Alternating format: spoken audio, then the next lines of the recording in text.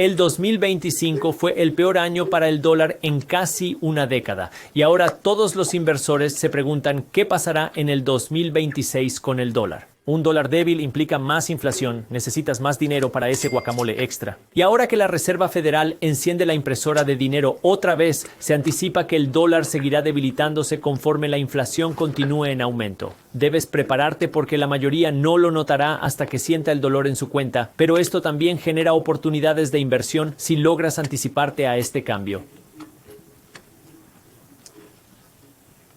Y ese es mi objetivo para que lo comprendas en este video. El dólar de los Estados Unidos ha estado perdiendo valor constantemente durante más de un siglo ya.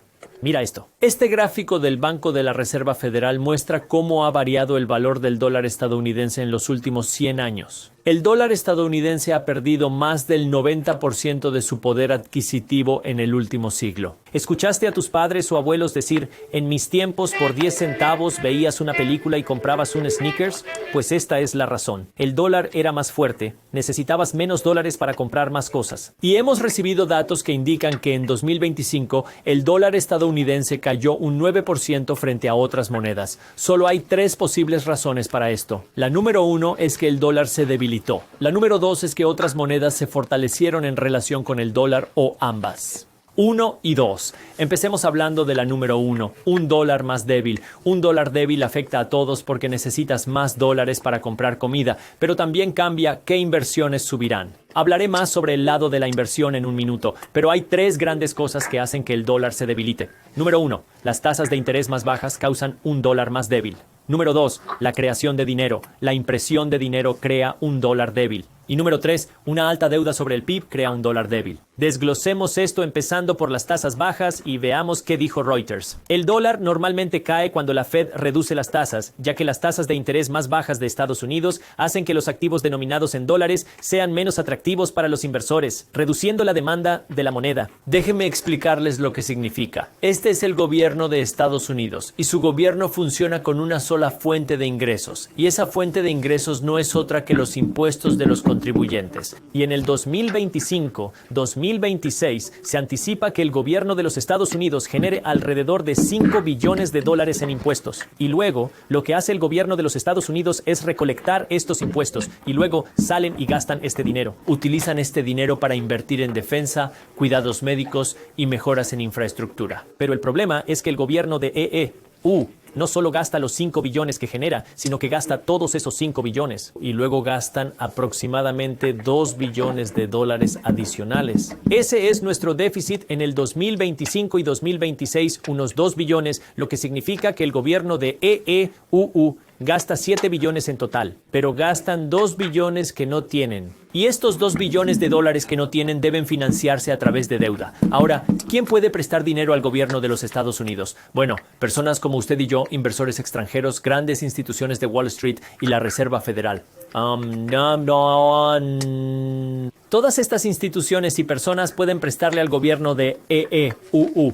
Pero, ¿por qué le prestaría dinero? Porque al igual que el banco cobra intereses cuando le vende un préstamo, el gobierno de los Estados Unidos le pagará con intereses cuando usted preste dinero al gobierno de los Estados Unidos. Y el gobierno de los Estados Unidos, según todos los libros de texto de economía, es la inversión libre de riesgo. Es la inversión más segura porque el gobierno de EU siempre paga sus cuentas. ¿Cómo? Pueden subir los impuestos.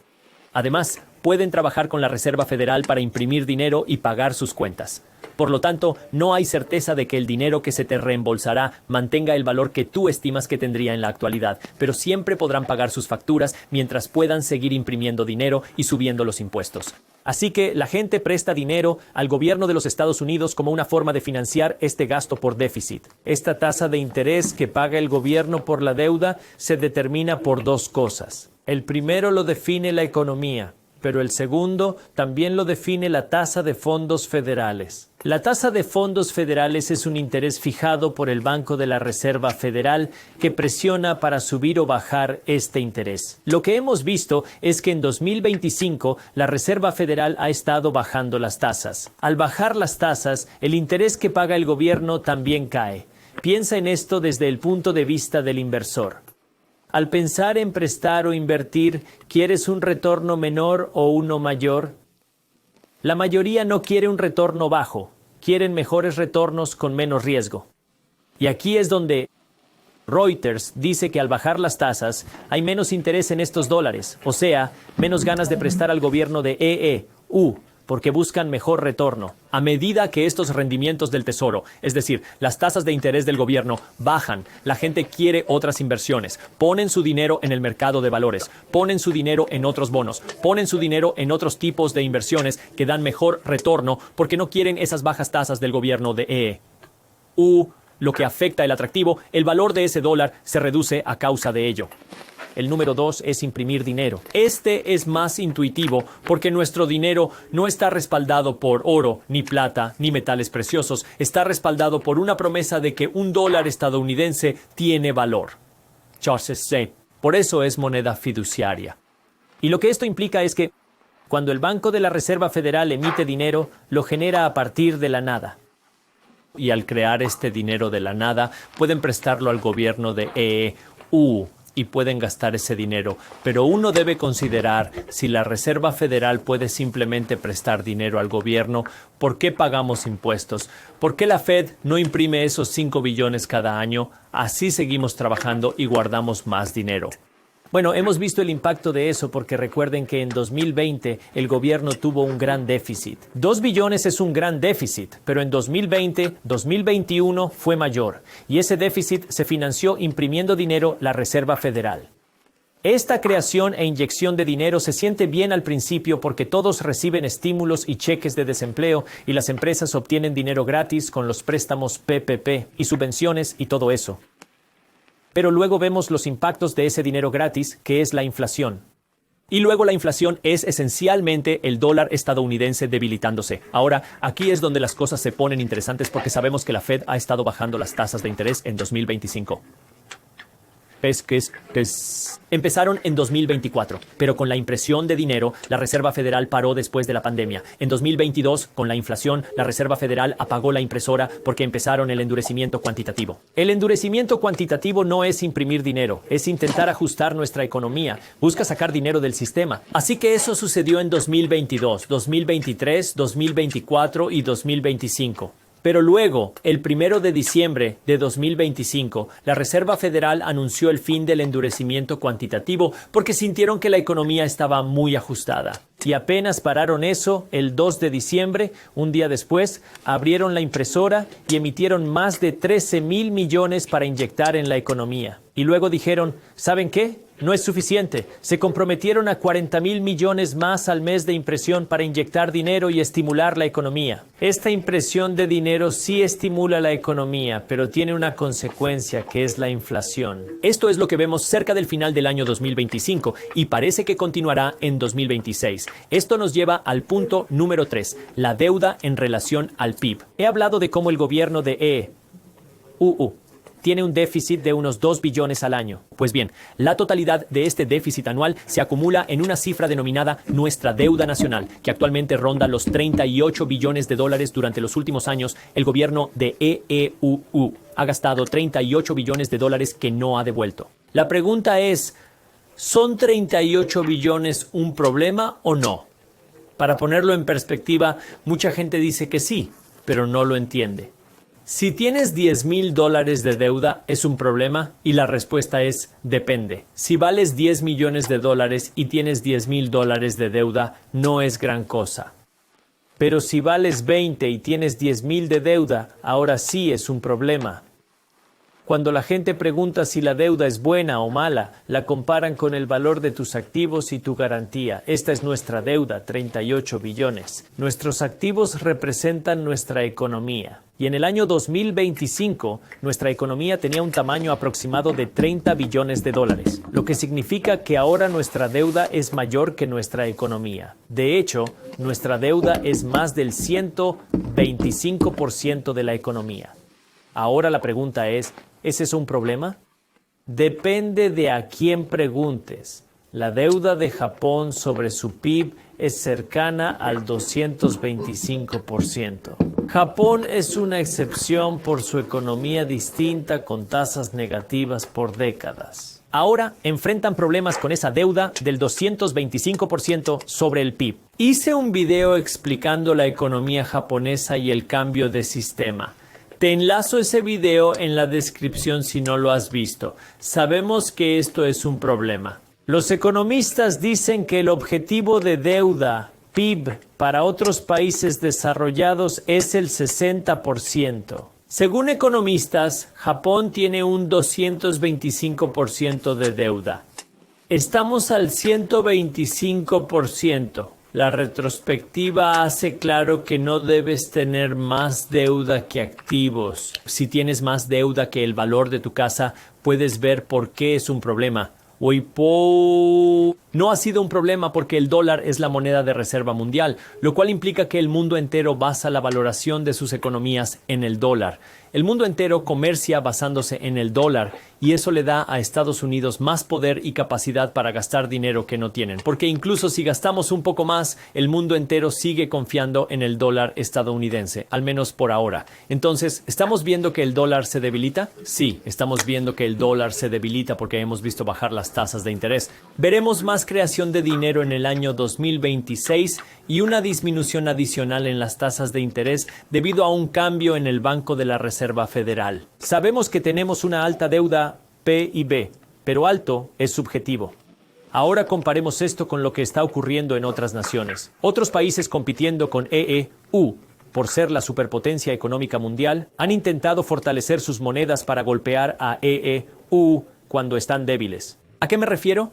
Estamos observando cómo BRICS, Brasil, Rusia, India, China y Sudáfrica compran más oro. Y el motivo por el cual quieren adquirir más oro es porque desean incrementar sus activos y aumentar su garantía para hacer sus divisas todavía más fuertes. Japón, el país con una relación deuda-PIB del 225%, ha estado trabajando ahora para aumentar sus tasas de interés a los niveles más altos que han visto en más de 3 décadas. En 30 años, porque ellos también quieren ser más competitivos en este mercado y no pueden seguir teniendo estas bajas tasas de interés y todos estos altos niveles de deuda. E incluso en Europa, el euro ha estado subiendo en 2025, lo que significa que sí, hemos estado viendo caer el dólar debido a estas razones de las que hablé. Pero al mismo tiempo, también hemos visto a las naciones trabajar para fortalecer sus divisas, ya sean las naciones BRICS, ya sea Japón, ya sean países europeos, han fortalecido sus monedas mientras el dólar caía. Así que hemos estado viendo ambas cosas suceder, razón por la cual el dólar ha estado cayendo en relación con otros activos al ritmo más rápido que hemos visto en años. La pregunta es, ¿qué significa esto? Porque ahora, si quisieras importar algo de una nación extranjera, necesitas más dólares para hacerlo porque tu dólar es más débil en relación con sus divisas, lo que significa que comprar esos aguacates importados cuesta más dinero.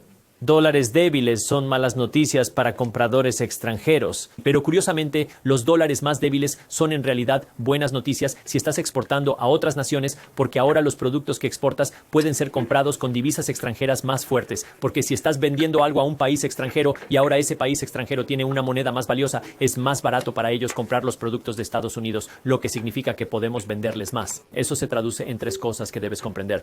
Número 1, la inflación. Mantener dólares se vuelve más costoso porque tus dólares pueden adquirir menos cosas. Por tanto, como consumidor, debes entender esto. Además, la exportación suele aumentar al tener la capacidad de vender más productos en el extranjero de forma más sencilla. Pero entonces la importación baja. Las empresas que dependen de la importación es más caro porque necesitas más dólares para importar desde países extranjeros. Así que ahora hablemos de cómo esto puede generar oportunidades. La realidad aquí es que la persona que se beneficiará de este cambio es el inversor, porque este primer tramo, el dólar más débil, significa consumo más caro. Y ahora necesitas ser un inversor más que nunca porque es más caro simplemente conservar tus dólares. Necesitas ver subir el valor de los dólares a medida que las cosas se encarecen. Así mantienes y haces crecer tu riqueza. Como inversor, ahora debes pensar en qué empresas están exportando productos y podrían beneficiarse de este dólar más débil, porque si estas empresas están vendiendo más cosas, podría significar más ganancias para ellas, lo que crea una oportunidad de inversión. Un porcentaje cercano al 40% de empresas en el S&P 500 se enfoca en exportar productos desde EEUU. Descargo rápido. Invertir es arriesgado. Nunca está garantizado ganar dinero. De hecho, perderás dinero alguna vez. Asegúrate siempre de investigar y no confíes en un desconocido de YouTube. Daré ejemplos, pero no te diré dónde invertir. Si quieres invertir en el S&P 500, el grupo de las 500 empresas más grandes del mercado. Un ETF que puede darte exposición a ellas es el SP, que si compras una acción de estás obteniendo exposición a las 500 empresas más grandes del mercado de valores. Pero eso no es todo. Esa es la manera más general y fundamental de obtener exposición a las empresas que comercializan bienes dentro y fuera de los Estados Unidos. El ejemplo número 2 es el XLI. Este es un ETF que te da exposición al ETF selectivo del sector industrial del SPI. Esto significa que obtienes exposición a empresas que producen maquinaria pesada en aeroespacial, maquinaria e infraestructura de transporte. Cuando el dólar es más barato, la maquinaria pesada se vuelve más económica de comprar en Estados Unidos, lo que significa que estas empresas pueden asegurar contratos más grandes con países globales y enviar más cosas hacia afuera. Pero el riesgo es que para que esto funcione, el negocio global debe seguir creciendo, porque si hay una desaceleración económica global, esto no te beneficiará. Después viene el área aeroespacial y de defensa, siendo la defensa una exportación principal en los EEUU, con ETFs como ejemplo. El número 1 es el ITA. Este es un ETF creado por iShares que ofrece exposición a las empresas aeroespaciales y de defensa. Y luego tenemos el PPA. Este es un ETF creado por Invesco que también está dando exposición a empresas aeroespaciales y de defensa. Y estas son empresas que invierten en aeronaves y equipo militar. Y este es un producto grande producido en Estados Unidos. Muchos países del mundo compran estas cosas a Estados Unidos. Y si el dólar es más débil, otros países querrán aprovechar eso comprando las cosas como si estuvieran en oferta. Luego tenemos el oro. El oro es un metal precioso. Y la razón por la que me gusta hablar del oro aquí es que la gente no compra oro porque cree que el oro será más valioso en el futuro. Compran oro cuando creen que el dólar va a perder valor. Así que los precios del oro suben porque el dólar baja. Y cuando a la gente le preocupa más la pérdida de valor del dólar, el oro puede ser una cobertura. Entiendan que los precios del oro han subido bastante en los últimos años. Y en el pasado lo que hemos observado es que los precios del oro no siempre suben.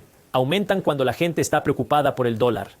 Vimos que los precios del oro se dispararon durante el colapso de 2008 porque hubo este relajamiento cuantitativo. El gobierno imprimió todo este estímulo entre 2008 y 2012. Durante 2008 a 2012, el oro subió. Pero luego, en 2012, cuando quedó claro que nuestra economía no iba a colapsar y que el dólar no iba a fallar, los precios del oro cayeron y se mantuvieron bajos desde 2012 hasta 2020, que fue cuando la impresora de dinero comenzó de nuevo tras la pandemia. Y fue cuando las preocupaciones sobre el dólar comenzaron de nuevo. Los precios del oro se han disparado desde la pandemia. Así que cuando la gente está preocupada por el dólar, los precios suben. Cuando la gente ya no está preocupada por el dólar, hemos visto que los precios del oro se enfrían.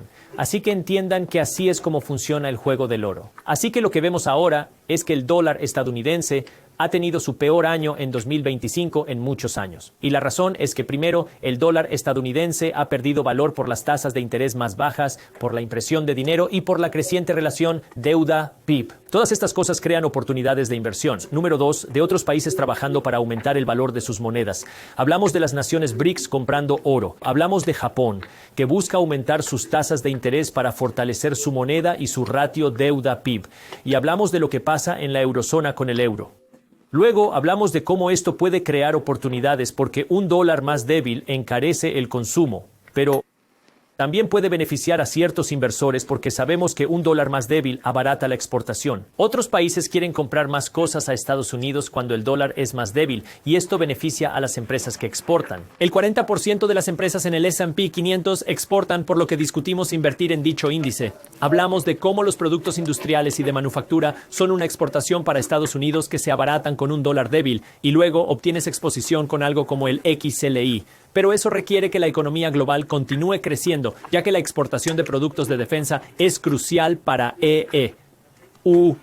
Y cuando el dólar se debilita, ahora es más barato para los países extranjeros comprar estas cosas de defensa, como un ETF como el ITA o el PPA.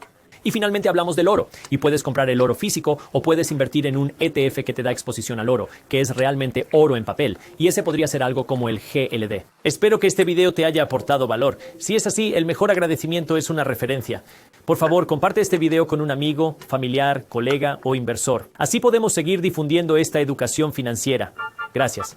El mercado de bonos de Japón enfrenta una crisis que se ha estado gestando por décadas. Tienen demasiada deuda y el tipo de interés de esa deuda está subiendo muy rápido. Y sí, esto te afecta directamente aquí en los Estados Unidos, porque Japón es el mayor propietario extranjero de dólares estadounidenses del mundo. En palabras simples, este cambio de política